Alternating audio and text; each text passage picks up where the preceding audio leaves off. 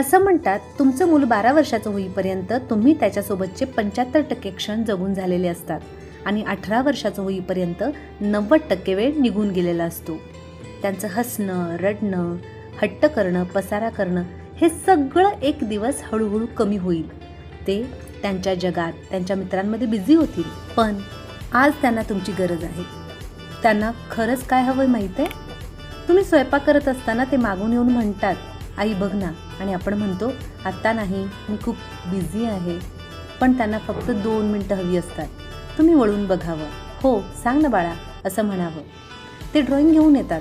आपण वरवर बघून छान आहे म्हणतो, पण त्यांना हवं असतं तुम्ही थोडा वेळ बसून खरंच बघावं. त्यांना मोठं काही नको असतं.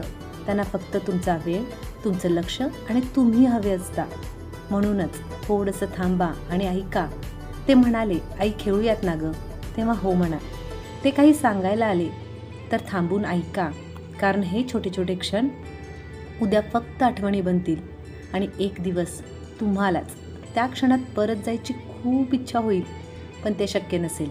म्हणून आज थोडा वेळ त्यांच्यासाठी काढा, कारण हा वेळ परत येत नाही. धन्यवाद.